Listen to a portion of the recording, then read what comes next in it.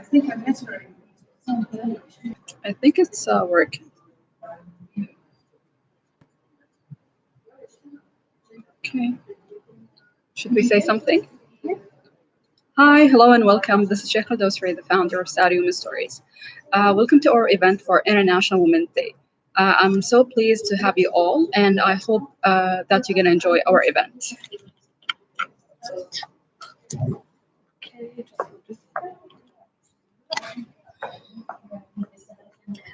تعالي كيف أخليه كذا؟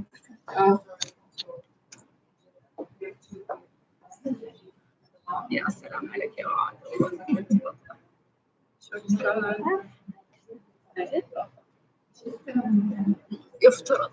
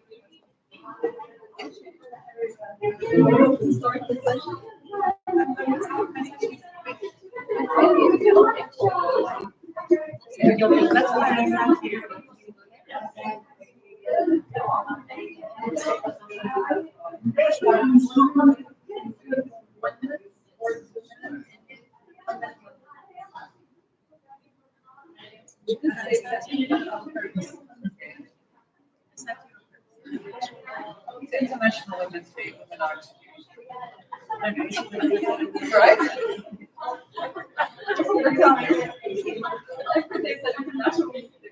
Exactly. Not just one day a year, it irritates me sometimes. 365 days of the year, right?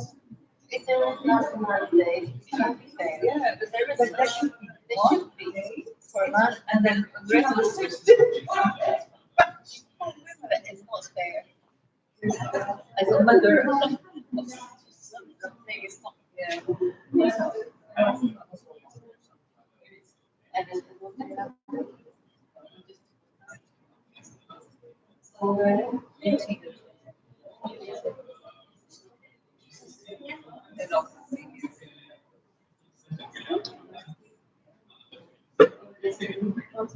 Studying science, and he needs to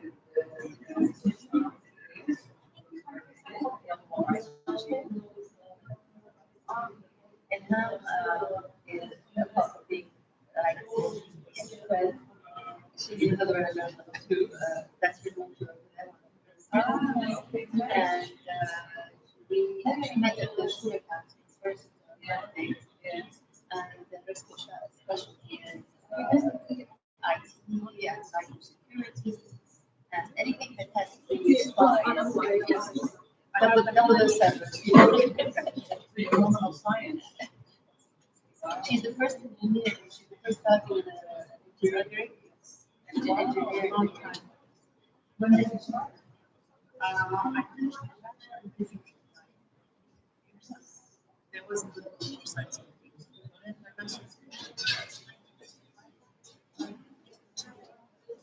That was then.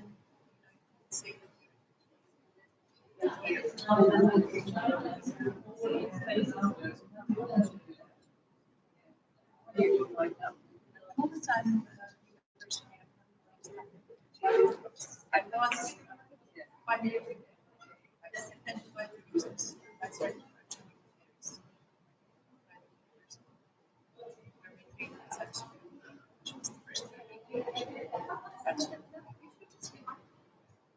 There's so many opportunities from a long time ago, to be honest. There's just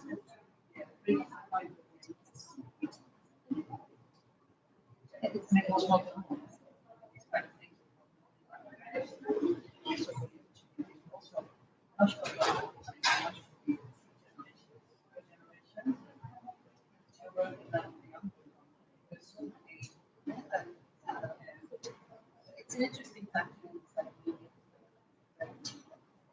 I think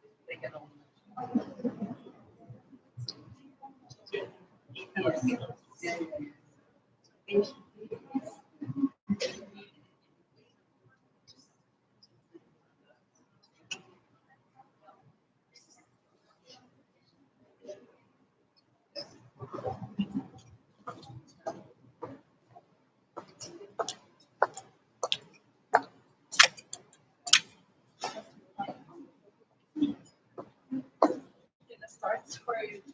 Take it down, it's okay. The good thing is you are friends, so you can talk. And we did that on purpose so we can network and meet new people. And please have coffee, tea. We have Arabic coffee. If you want tea, not Arabic coffee, everything coffee. Arabic coffee. And then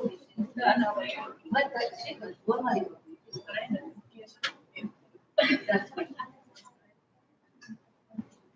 the presentation.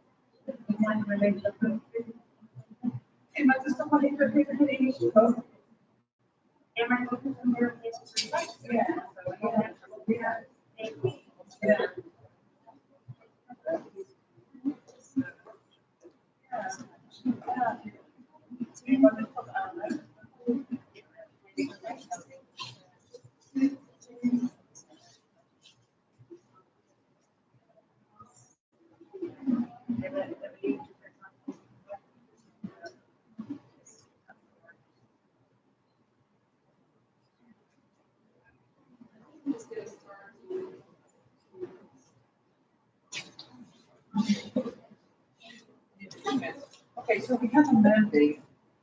February 23rd.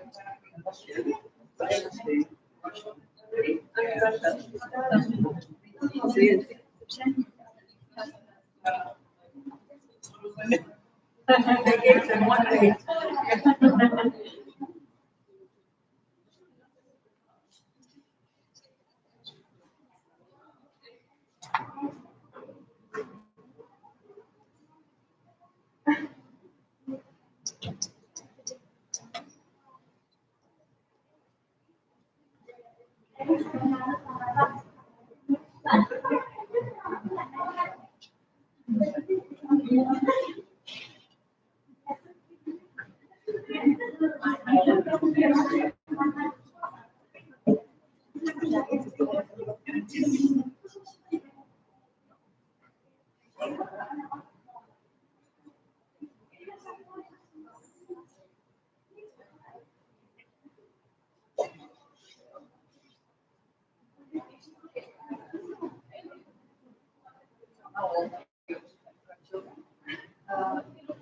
One is a year, 5 months, and the new one is a month and a half.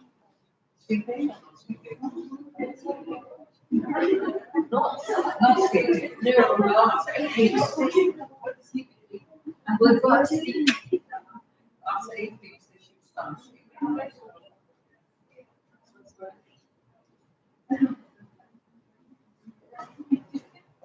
we'll go around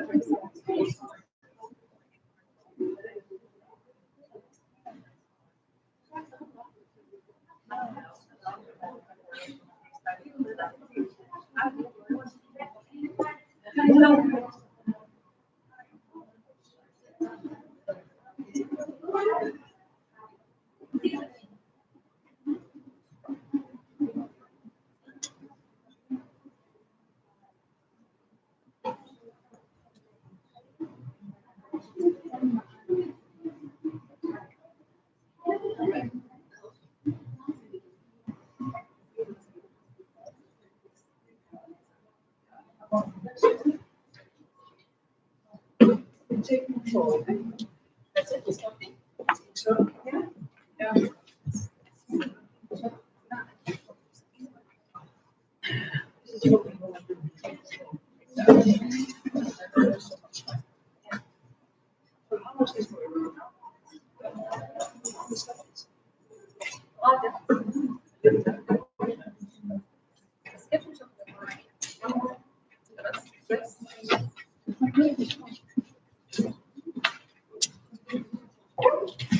Hello?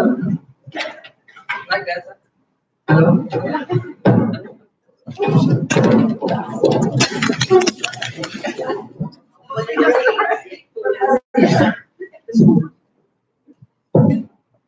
Hello?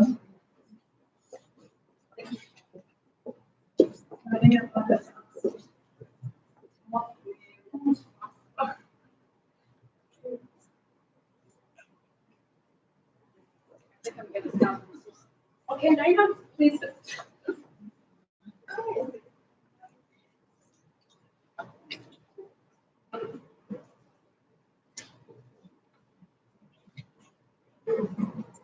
Hello and welcome everyone. Thank you so much for joining us for International Women's Day.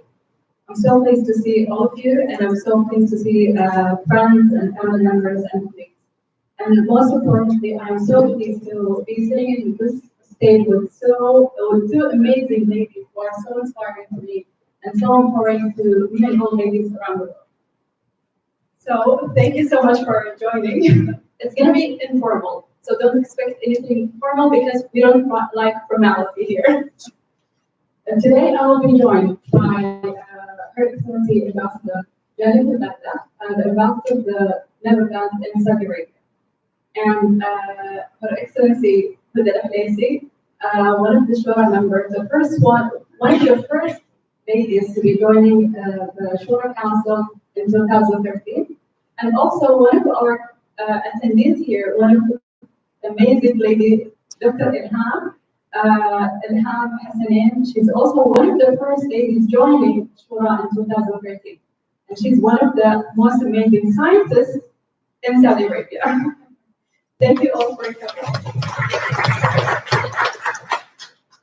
start by showing a very short presentation about myself, studying stories, and why are we having this event, and also a presentation about Her Excellency Janet Berda and Her Excellency Huda.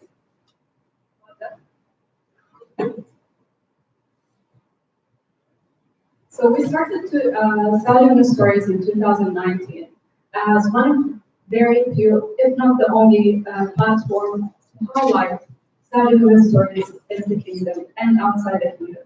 We felt there are a lot of misconceptions and stereotypes about Saudi women that we wanted people to know more about. We wanted women to be able to share their stories in such a platform, and we wanted to show the world that we are here and we are different and we are amazing. So that's why we started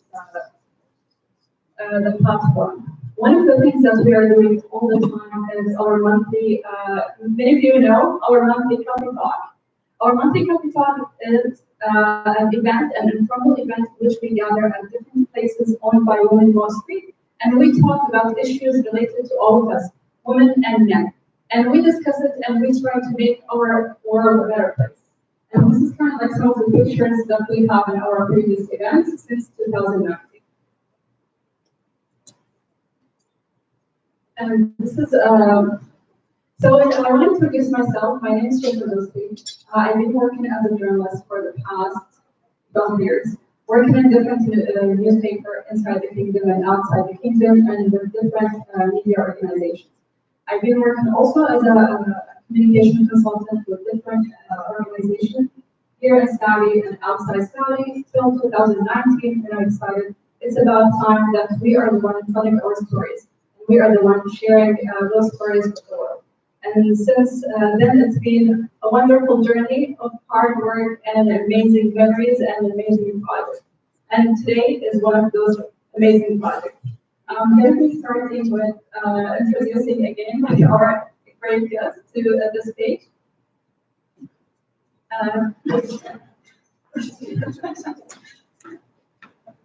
See, we are so super informal and happy.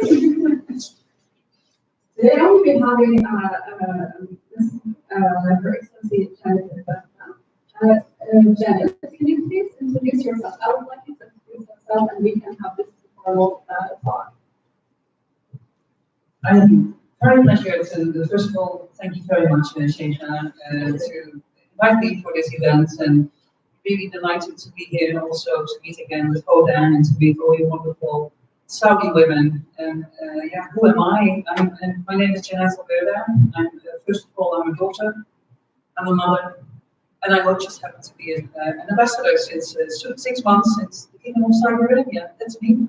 We're so happy to know that, and we are so happy to have you. So we want more ambassadors. I think you're the first. I think that you're the third ambassador in the kingdom since the past 2 years, right? Yes, so I'm the second bilateral ambassador, because I think the first one was the Belgian colleague, then we had the United Nations representative, and then it was me. But if it was up to me, because I remember when I was Deputy Director North Africa Middle East for between 2013 and 2016, I remember that there were discussions of sending a female ambassador to the kingdom, and then my minister decided no, but I thought it was really high time to send a female ambassador to the kingdom. So I'm really happy that I'm the first one. And today we were actually sorting out, because we had a renovation at the embassy, and we were sorting out some of the cupboards, and I counted all these pictures of the male ambassadors that were here, and they all look so similar. And so I decided to have like a kind of a wall with all these pictures, and then me in prominence in the middle of it. Perfect. That's what we want, women in the middle, always in the prominent places. Exactly. So that is me. Yeah. Okay, then I'm gonna ask Huda to introduce herself briefly. My name is Huda. I'm a wife, I'm a mother, and a grandmother, and I have been blessed with two grandchildren, two little granddaughters, one of a year and a half, and the other one is a month and a half. So they're keeping me busy. Apart from that, I have been honored to be part of the first group of women at the Shura Council. Now this is my third mandate. And each mandate is a 4 years. It's my last mandate because you cannot have more than 3 mandates. So I'll be looking for a job after my time is up at the Shura. That's me. Thank you so much for this amazing introduction. But I'm going to give the mic to Excellency Janet. Tell us like more about women empowerment and gender equality and other related topics in the Thank you very much. So I prepared a few notes, and just allow me, I don't really want this to be formal, but I'm going to look sometimes at my paper and you're really ready to have an open Q&A afterwards, but I really thought it's important to highlight some issues.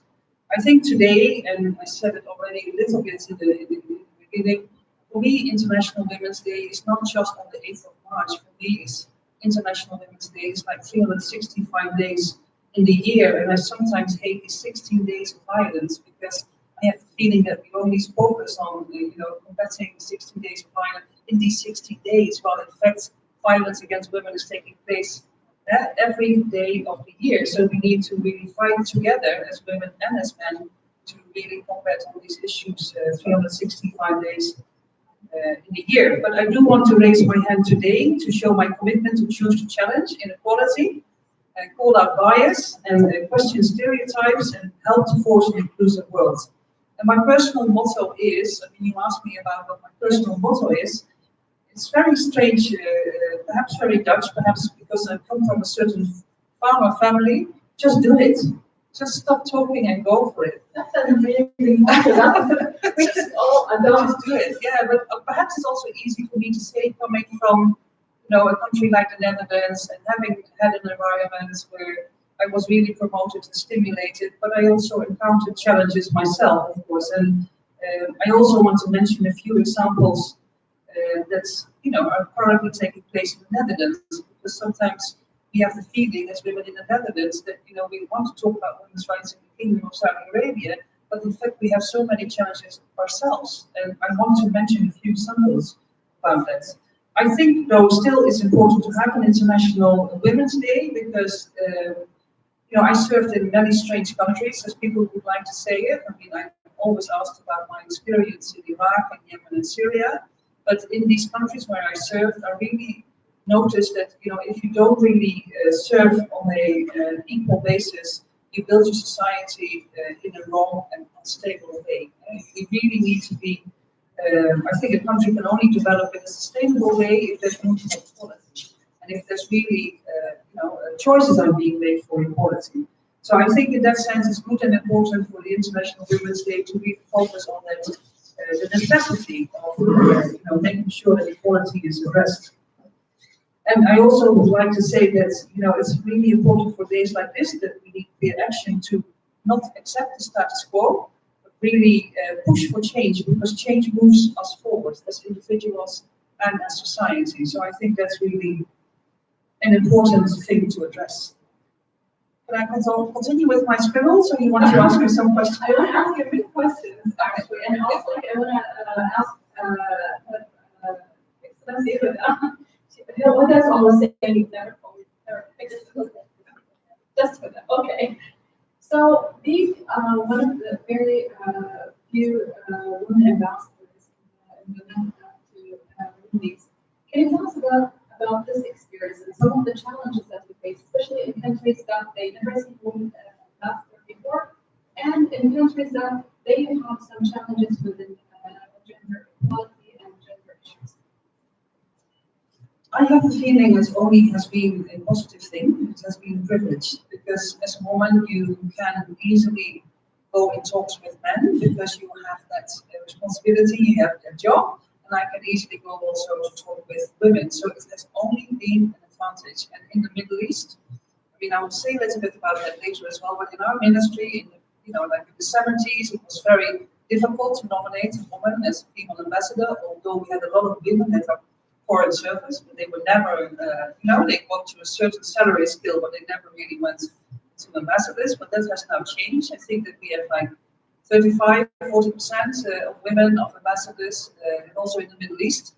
We have a lady ambassador in Qatar, we have a lady ambassador in Muscat, we have a lady ambassador in Algeria, So I really, I'm often asked that question. I think you also asked me that question before.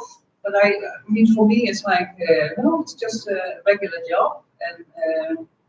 But I think it's sometimes seen by women as a good example. And what I really liked about some of the campaigns that we did as ambassadors over this week, that my colleague in Doha, she actually allowed a young Qatari lady to work with her for 2 days to see what it's like to be a female diplomat or a female ambassador. So that is something we're going to do next year. I want to ask you about your experience during the Shura Council, especially like during a time that it was 2013 and there was like some backlashes in that regard. How was it? Especially the society itself wasn't really ready for such a member. Prior to the first group of women in the Shura Council, King Abdullah spoke out in one of his speeches saying that by next year, women will join the Shura Council, which was an opener, which was a facilitator. But even so, society, even though we tried to make it ready for different things, wasn't particularly ready to see 30 women on the Shura Council. So first thing I think that was very, very wisely done by the leadership was the choice of women of a certain age, well experienced in different fields, had the experience of working both nationally and internationally on a regional level as well as on an international level. So I think the choices were very well weighed. And no matter how much I say that it was really an honor to be amongst them, the fact that I was amongst big names in itself was really, we're talking Thuraya Abed, we're talking Princess Sarah Faisal, Princess Moti bin Khalid, you're talking big names. And to be part of this new world, coming from the background of a university where, even though you had a lot of meetings with different people, it was not at this level. It was a challenge. Society was pretty cruel at the very beginning. The first year, Twitter was aligned with all kinds of horrible insults. And to our credit, I think it was quite amazing that we managed to keep doing our job possibly as best as possible. Interestingly enough, we thought that the biggest enemies were going to be men, but they weren't. The men were our biggest supporters. They helped us inside the Shura, they helped us with the daily work, with the administration, and also the support of male family members for each of us who were there, that first group. It was really an amazing experience. And obviously the second group that came didn't live the same challenges and difficulties that we lived that first year. The other thing is that they were younger than the first group. So we're going to say perhaps less experienced than those that were there in the first group. And now we've started this third mandate with similar age groups. I feel a little bit older at the moment compared to the others, but that's okay. I call myself a voice of wisdom with the others. So it's been an interesting and very challenging opportunity.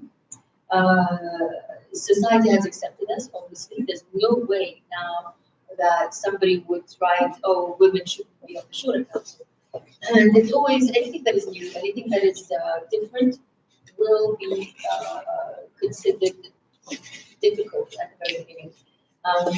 So I think today we are faced with more challenges in the sense of what we want to do for society to make it better, but not in the sense of will women still be in the Shura Council, say, the next Monday. I think they will be. And on the contrary, I think, and this is what King Abdullah has said, he changed the constitution, stating very clearly that a minimum of 20% shall be women. And that minimum implies that there might be more than 20%. So it's a question of, just wait and see. Perseverance, yes, hard work, absolutely. Yes, please.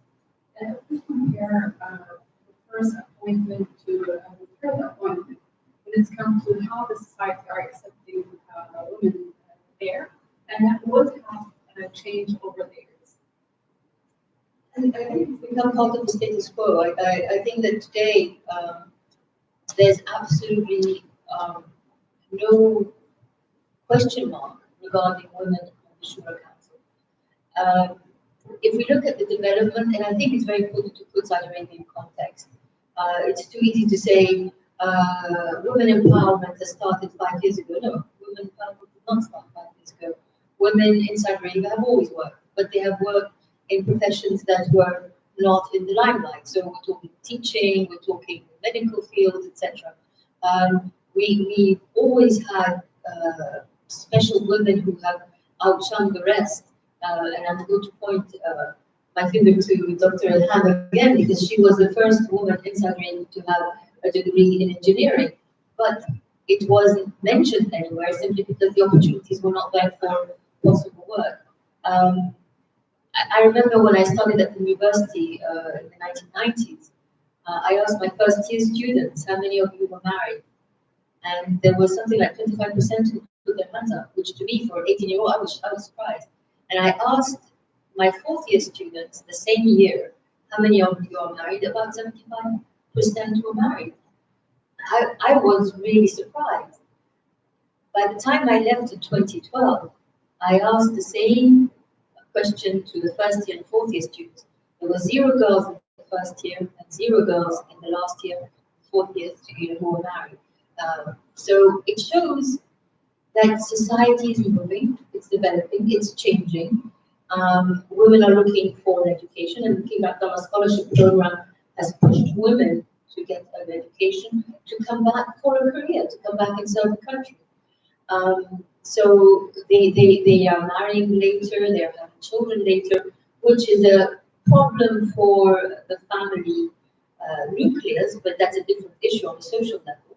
But with regards to what women are achieving today, it's with the blessing of the fathers, which is a very important thing. And I remember in 1991, I tried to prepare a scholarship for some of the best girls to go to France or to Britain for just 3 weeks in the summer with one of our teachers and maybe one of the family members.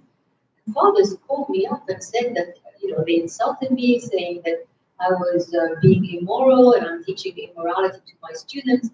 And by the time I left, the same fathers were calling me, please take my daughter, please choose my daughter to get her education forward. Mindsets have changed. It's because we're not a stagnant country, we're a growing country, we're a developing country. We're also a young country, young in age, but young in population.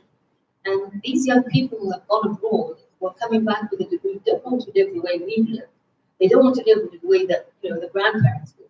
They learn something abroad. They want to bring it back and make the best of it, which doesn't mean that they don't know who they are either. They have a lot of respect for the religion, for the traditions, and for the roots. And we need to emphasize that even though we are moving ahead, we still have our roots in who we are. We know who we are. And if Janet said she has a motto, I do have a motto also. And my motto is we, not I. Let's always think as a group, as what we can do, not for myself, not for the I, but for the general society. I could go on, but Thank you for such an amazing insight of all the changes that have happened over the years. I want to ask you something about the changes that is happening in the internet over the past 5 years. Some of the campaigns that women have championed to achieve gender equality. And what has changed? And what is needed to be done? It's a very comprehensive question. I think I always compare it a little bit of the work of being a diplomat. I mean, in our foreign policy, promoting gender equality and really work on sexual reproductive health and really, equality issues is really a very strong focus in our foreign policy. And if you look into the Netherlands itself, you look into some of the statistics, you actually see that we still need to do some of our homework ourselves as well, right? So, and I think that sometimes a little bit forgotten. I mean, currently we have elections going on in the Netherlands. They are on the 17th of March. And we have a few leaders of political parties, women, and if you look into the comments that they get when on Twitter, social media, I mean, it's really flabbergasting. It's really actually very sexist. It's very, yeah, they are being attacked because they are women and they, you know, the way that they dress and the way that they speak, it's really very, very annoying to see. And you know, some of our female political leaders, they also write about, they say things about these issues, and then I think there needs to be a genuine, meaningful discussion on these kind of issues. But you know, also I want to focus a little bit on the labor markets in the Netherlands. For example, we have aimed for 30% females in top positions within government and private sectors. Now, in the government, we reached 31% in 2015, whereas in the private sector there's growth, but it's currently only 15%. So I think that you in Saudi Arabia do better currently, because I know that you had a Vision 2030, you had a target set, which is like 30% in 2030, but you're already in 2000, you're now in 2021, you have 31%. So, I mean, these are kind of facts and figures that, yeah, it's good to kind of mention these, that there's another disturbing picture for me in the Netherlands, and I think that it's something that we need to work on. I remember when I grew up, was at university, the slogan was really that if you don't prepare yourself for being educated, you will never be able to be independent and live your life fully. There's a Dutch slogan, I will not mention it in Dutch, but if you not prepare yourself, I mean, you would be in real big problems later on in your life. Now, currently, a lot of Dutch women, they are working, but they are not financially independent. So it's 47% compared to 26% of males. So quite a lot of women in the Netherlands, they work part-time. So although they work, they are not financially independent. And I think that's a little bit concerned, particularly because in these days, instead of family, they need two incomes to be able to buy a house and sustain the family. But that's not the only reason. I think it's important for women that, you know, to be independent and lead their lives. And also, you know, in the Netherlands, compared with other countries, we are the seventh when it comes to European Union member states. If you look at how many women work part-time, you know, they're more actually less working in the Netherlands. I mean, they're more working part-time in the Netherlands than in other EU member states. So I think we have a lot of work to do in the Netherlands when it comes to these issues. And I mean, I remember, I mean, I've met many women here, also women working in the public sector and in the private sector. But really striking to me, if you work in the public sector here and you have children, you can actually take them with you. There's free nursery. That is not in place in the Netherlands. So we pay a lot of our salary. I remember when I was a young mother raising two children, that I had to pay like 1/3 of my salary to the nursery of the children. That's not really stimulating women to start working, right? So it was a struggle for me when I was a young mother with young children in the Netherlands. I'd like to add about the this is one of the issues that from the very first year at the Shura Council, we discussed a lot on how to facilitate women going into the workplace. In the government sector, there has always been nurseries. So you go to university, a teacher can bring a child, put them at the nursery, that's available. But now legislation has changed, and if the entity has, I believe it's 15%, 20% are women, then they have to have a place to raise children, to have, and that is important because obviously women are out there, they are working. And with regards to women in Saudi Arabia, I think that yes, Vision 2030 is our roadmap. Vision 2030 has emphasized the fact that women empowerment is a priority. But there are also other factors that have pushed women into the marketplace. The first one being, like I said, education, and they want to come back with a career. But the other thing is the economy. Things are getting much more expensive than they were before, and no way can a household be sustainable today on one salary. And young people, when they get married, they do want to own a house. At the moment, it's very difficult for them to do so. They want to own a house. They want to be able to have the luxuries that they were used to when they lived with their parents during the boom era. And today, the economy has pushed women out. So yes, women empowerment is a priority, but necessity has made women empowerment a priority too. Um, Having said that, I think that legislation is also very important. Having quotas has been a factor enabling different industries, different entities to put a certain number of women on board. I personally, yes, I agree, we need to go through this phase, but I personally believe that we need to reach something that is based on merit more than on gender. It is important that we go through this so that women can have their opportunity, but eventually we must become a genderless society where you say, yes, this man, this woman both have the same degrees, but I will choose the one that I feel will do better for my business, regardless of gender. So I think that we're heading towards that, and it is a very competitive society. And something that very few young women understand is that they are replaceable. If you do not do your job properly, you can be replaced. And the private sector is the best opportunity to show that, more so than obviously the government sector. So competition, do your job well, you are replaceable, but also be the best that you can be, because it is not a question, or it will not be a question of gender or quotas in the future. It will be a question of who is the best for that position. May I just add one thing, because there's another thing which kind of annoys me sometimes in the Netherlands, which is also part of the discussion. It actually builds on that. Yeah, of course you need to pick the right candidate, right? Goes on merit.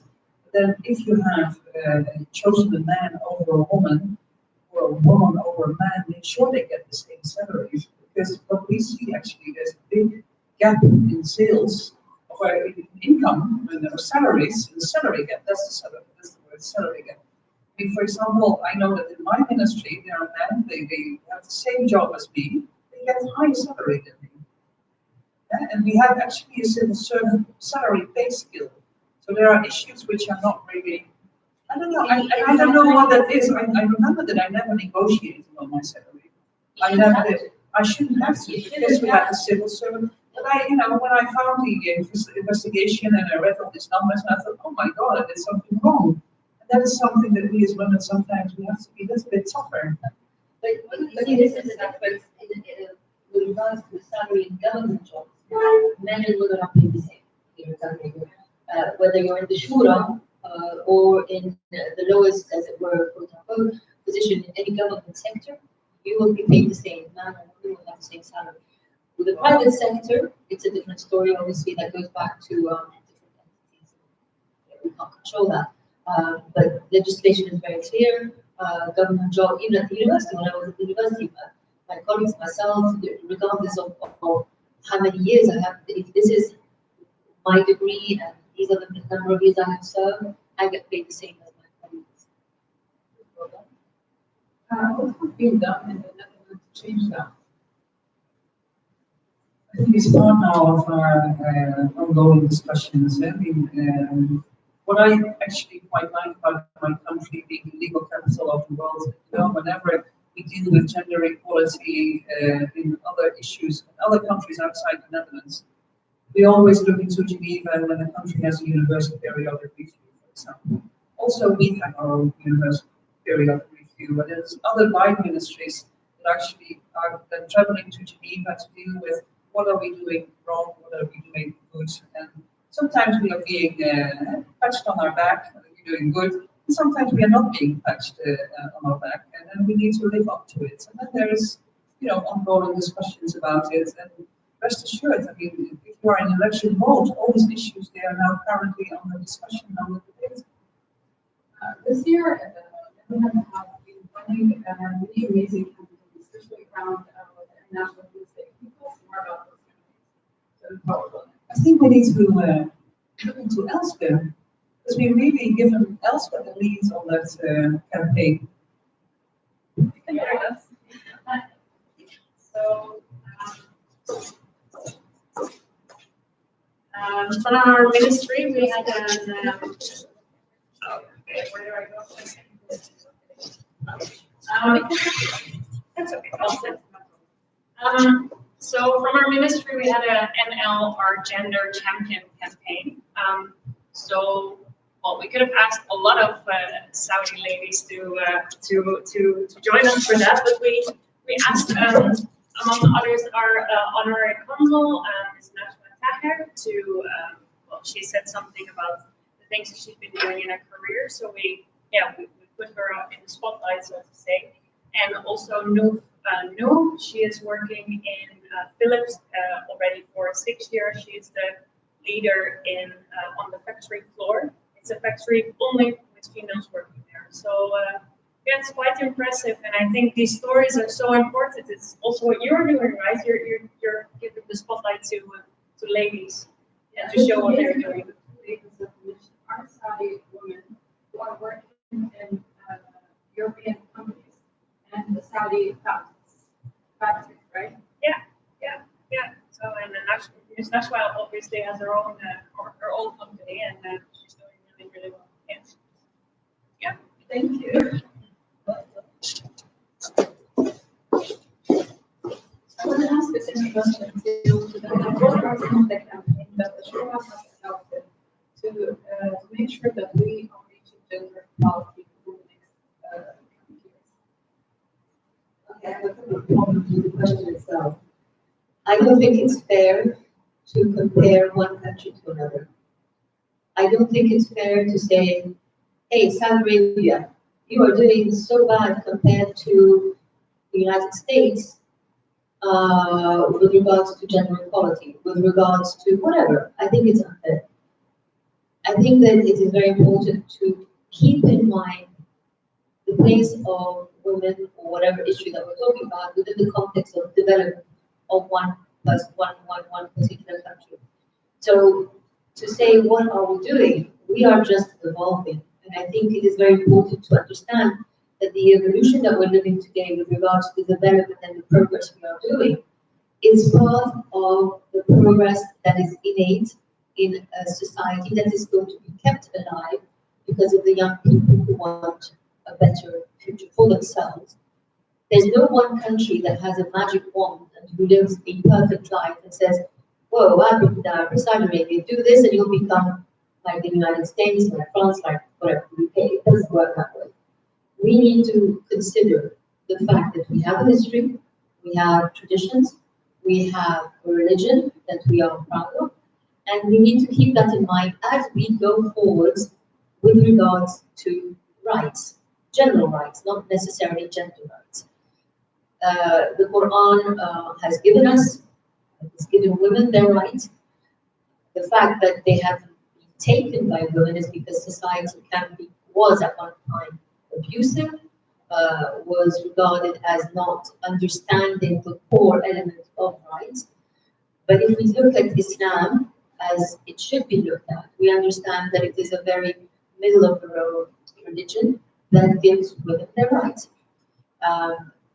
Legislation helps, quotas help. The Shura Council has pushed different entities to give additional opportunities to women. So we have created new jobs in different sectors, whether governmental or private.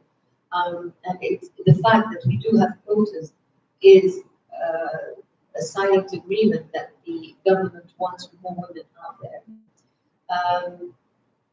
But when we talk about gender rights, it should be an all-inclusive issue. It is not something that says, yeah, I will take my rights as a woman, regardless of the men that are in society. We need to understand that it's a partnership. Men are out there. We must not put an X on them either. We must learn to work together, and we must educate men. We must educate men too, to be able to understand that women have their rights, and they will be able to join together to make a better future for our country. So yes, there is help, but there is also the fact that we need to understand Islam already has given us rights. Thank you so much for this amazing answer. This is the last question I want to ask. What do you actually about the Saudi women image in the media? So how is Saudi women image and Saudi Arabia in general in the media and does it really reflect what is happening, all the changes that is happening in the I wish there would be more attention in the Dutch media to what's happening in Saudi Arabia because I really want to compliment the kingdom of all the changes that's been happening.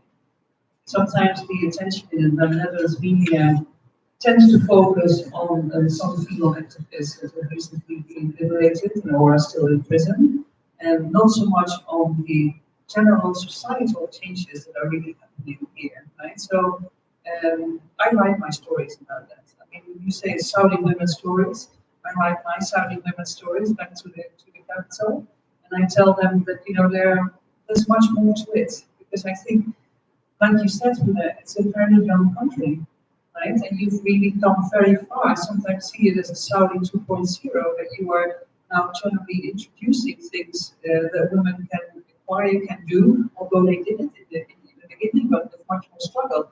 If I see what you can do, I mean, since also for 3 or 4 years, it's unbelievable. Actually, sitting here together with you in such a hip and trendy environment is something which I think is an image that in the Netherlands doesn't really exist.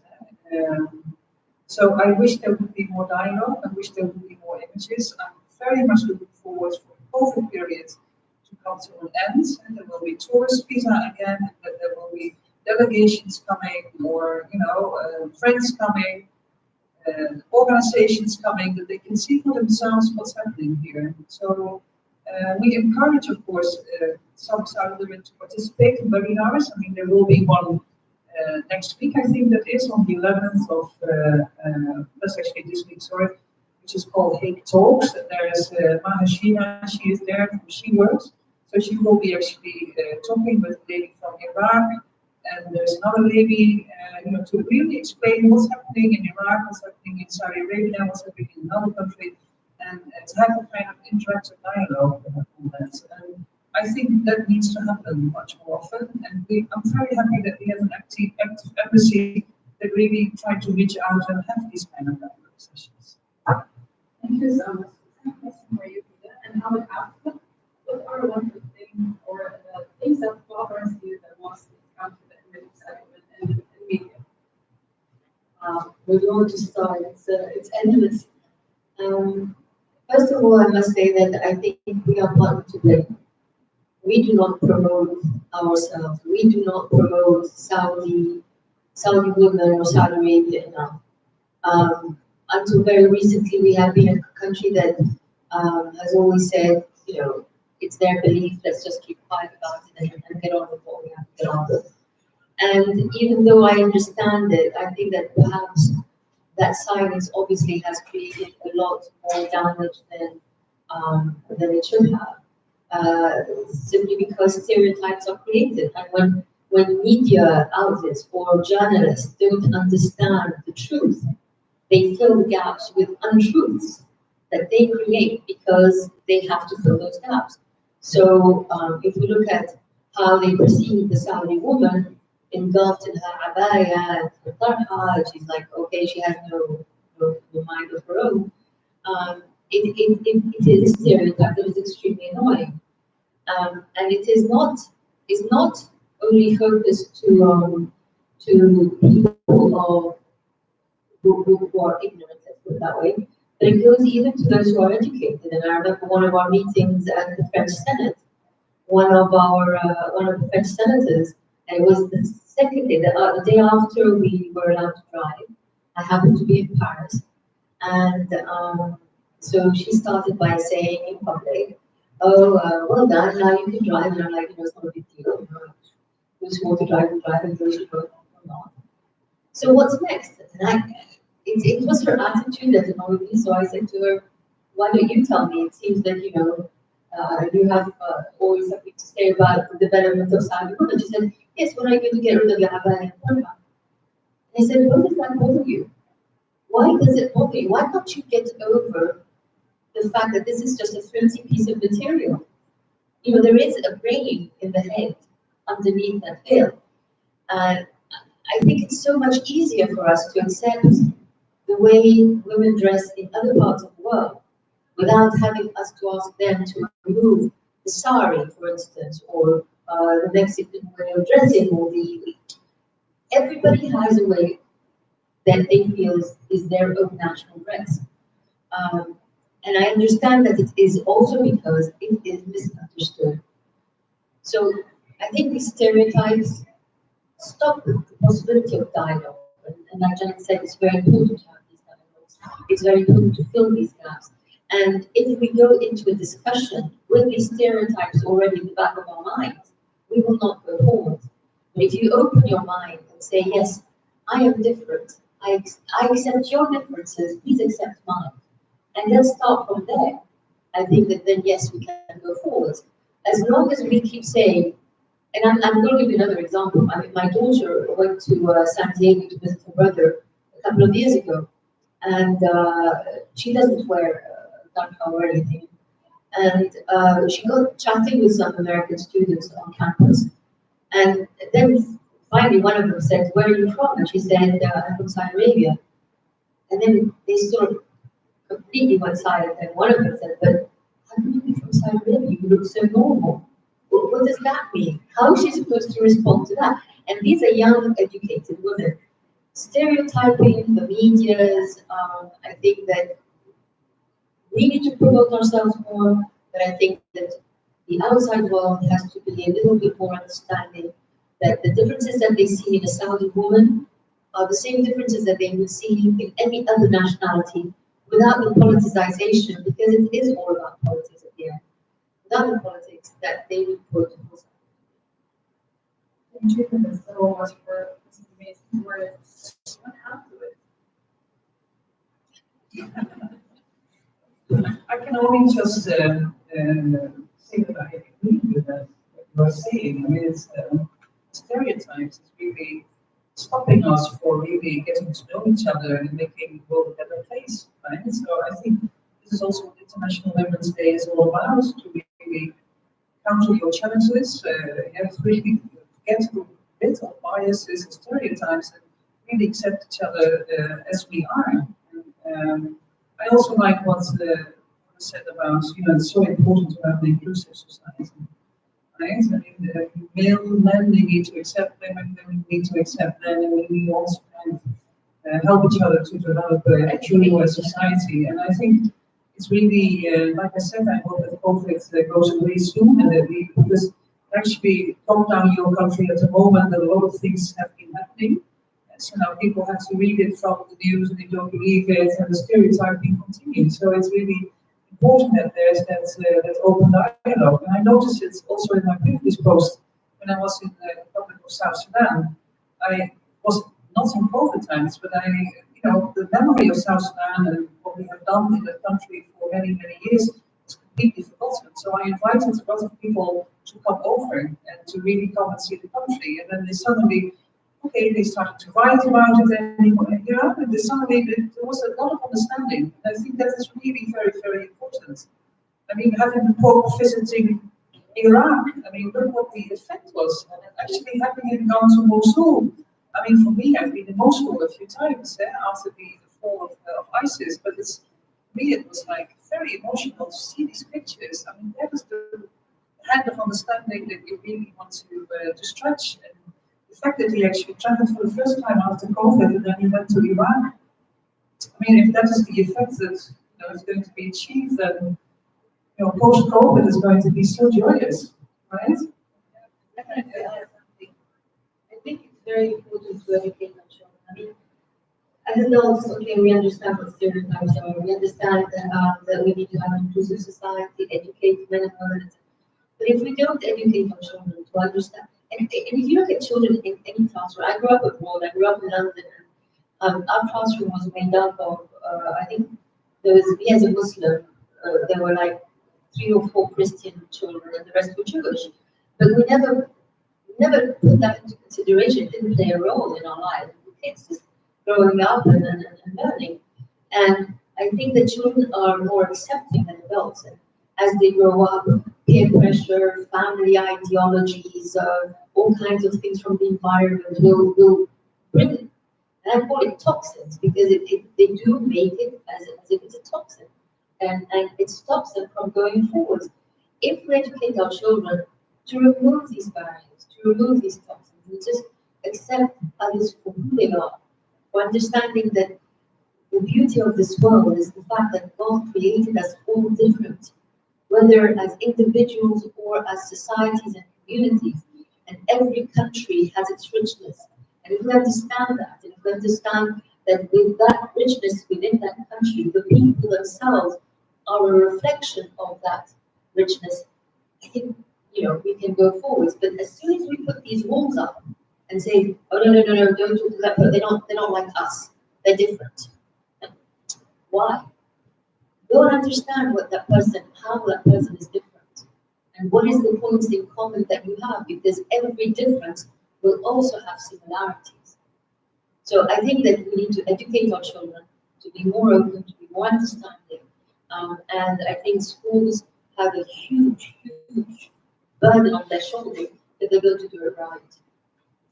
Thank you so much for such an amazing word and sentences. I want to ask you, based on all that we have discussed, what would be your future challenge this year? What are the things that you want to change to make our society better, especially for women? Of course, I want to have the same salary as all I'm saying in employees. No, but I was thinking we had this yesterday. We had a session in our garden, the residents. I asked all the colleagues to put pen in the paper, and then you see the film on our Twitter account. And I chose very in particular the slogan, "She thought she could, so she did." And I think that I've been really very much rewarded. I mean, this is my career. She thought she could, so she did. So this is that made me who I am right now. Right? So I'm just going to pursue that. I have a mission with our embassy. I want, because it's all about regional security, stability. It's about human rights. It's about economic development. But I also have a kind of a mission that I want to do much more on communication, public diplomacy. Actually, have that mirror, have more missions, and really get more understanding. And I'm going to use the cultural angle also in that. And so I have 3.5 years to go. So it's not just a goal for this year; it's a goal for 2000 until 2004. We can't wait to see some of those activities. I really wish you the best of luck. I'm sure you're going to succeed. Thank you. My challenges, I noticed them down because, I've got so many, and I know. The first one is challenge yourself to learn to work in a team. And I've seen too many young women, and I'm talking to women specifically because that's my background, working with women. Too often it's being me, I, not enough for me. So I think it might sound superficial, but it is a challenge to a lot of young women to actually learn to work in a team. So following the we and not I, challenge yourself to help others reach their goals and help them reach their dreams. So maybe you haven't been able to reach your dream, but it can't stop you from helping others reach their own dream.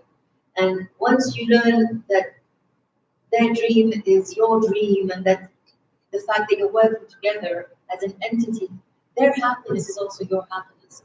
And I've seen too many young women, whether it's at the university level or elsewhere, find that they become very bitter because they didn't get their way, or because their friend got something that they wanted.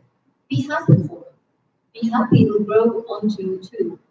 Another one of my challenges is learn, and I said this before, to be a partner to the men in your family, a partner to the men in your work environment. Be a partner, not an enemy. I think that when we work hand in hand, you can only improve where you are. And finally, be supportive of others as well as being supportive of yourself. Just as much as you want for yourself, want it for the others. And I think that if we start with these very basic principles, and I think they're principles of life rather than just a challenge that comes one day in the year, I think that we will ensure that the society we're living will be better for our ideals. Thank you so much. What do you choose to challenge? So many things, more than that. I choose to challenge gender inequality for anyone. I choose to challenge stereotypes about men and women in the country and even outside the country. I choose to challenge all the discrimination and all the injustice that is happening in the world to make our world better. And actually, I would like to take this opportunity to ask the audience what they choose to challenge, and also like to ask them if anyone of you have a question or amazing people here.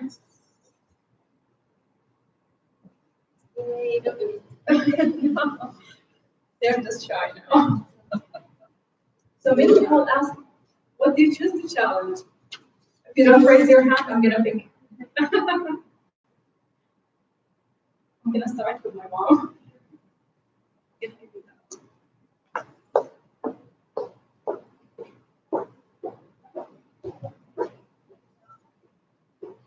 I challenge all the education for all the ladies, people and all people.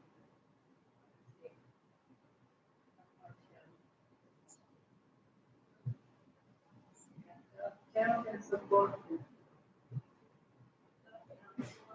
Anyone? The future and all of it.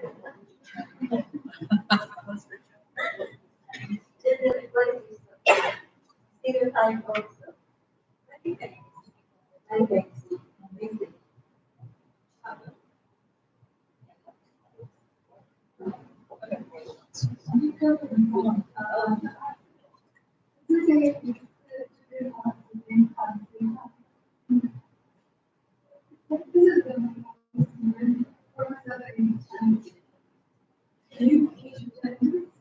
Actually, since you're only man though, Yes.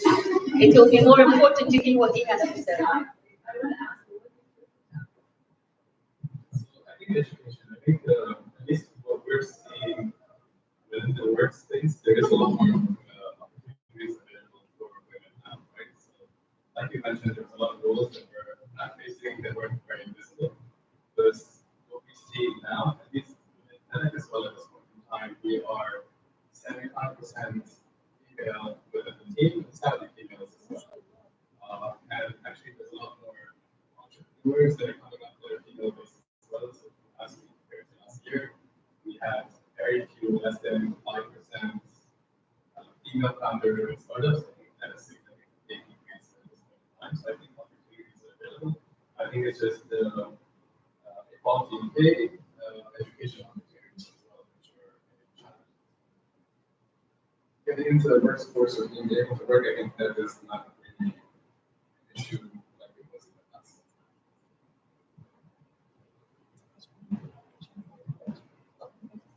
I choose to challenge stereotypes, and me personally, I'm trying also to reveal the real image of Saudi woman outside of the country.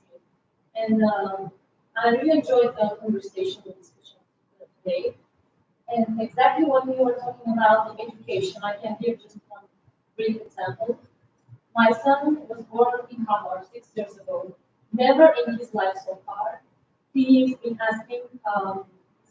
He never asked me why the women from the Middle East are my young married.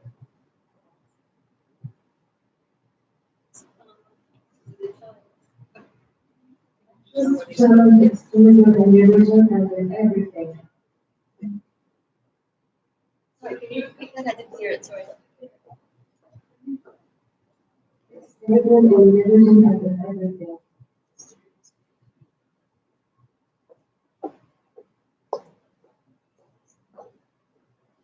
I choose to challenge stereotypes.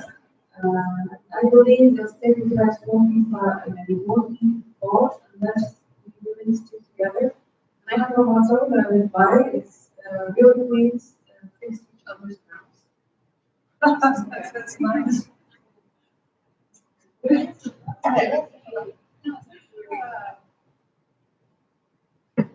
I was just saying one time, which we need to know that any challenge is an opportunity for strength. And this is how we have to look at things. opportunities are there. The problem is maybe that most of us as women, we feel that this is a challenge. Oh my God, we have to do something about it. You have to help. No, challenge is a point of strength.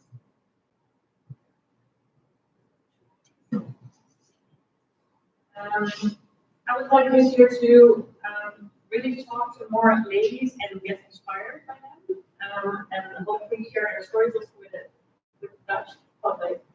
And I really would like to celebrate our achievements more. I think that would be very important and something that we could do.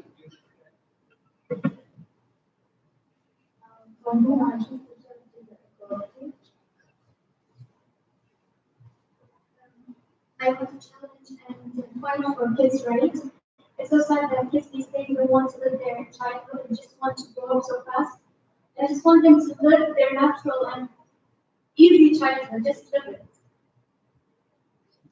I want to challenge the fact that extreme fight between men and women and we just one team to achieve great things and look for the world to be good things.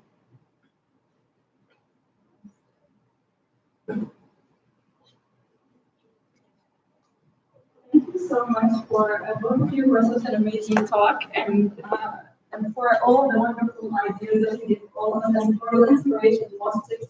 And thank you all for joining us and for being part of our celebration for successful women and for successful men as well. Happy Women's Day. Happy Women's Day. Thank you very much, Sarah, for having us. Thank you. And now actually we're going to show you one short video, not 1 minute, that we did this year. Because we asked a lot of Saudi men and women, what are the challenges that you want to challenge? So what would you like to do?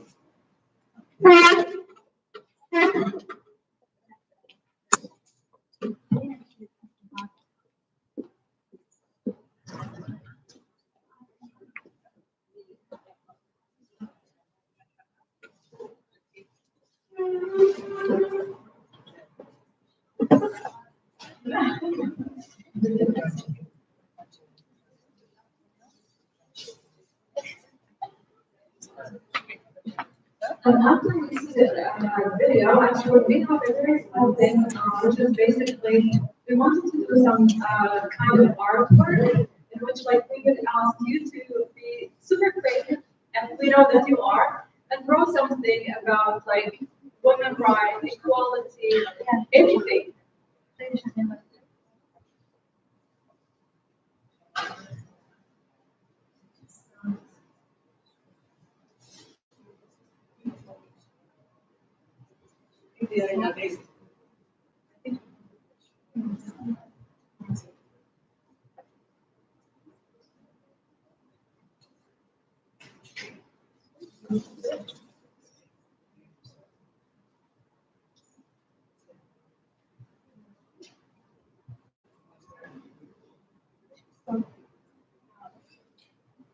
Sorry that we have a technical issue.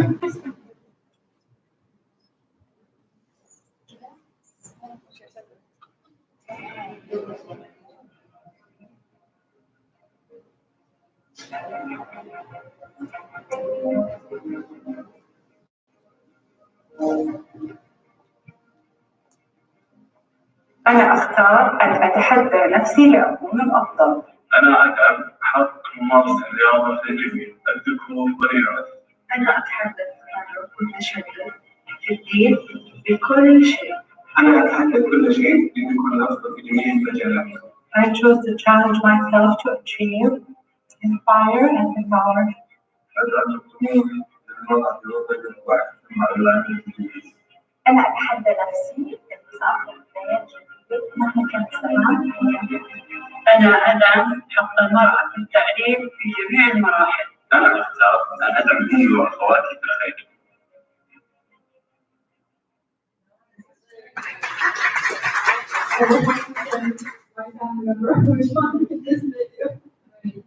Thank you.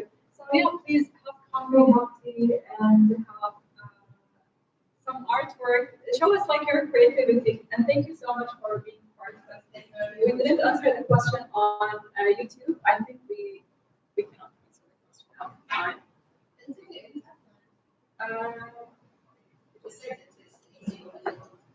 تقدرين. Actually, everyone's saying we love it, we love the teacher, we love that. Yeah. And if there is any question, we're gonna post it in our social media. Yes, so please have coffee, tea, and draw some painting. We want to show the world that we are so creative in our day. I'm pretty sure all of us are creative in our own ways.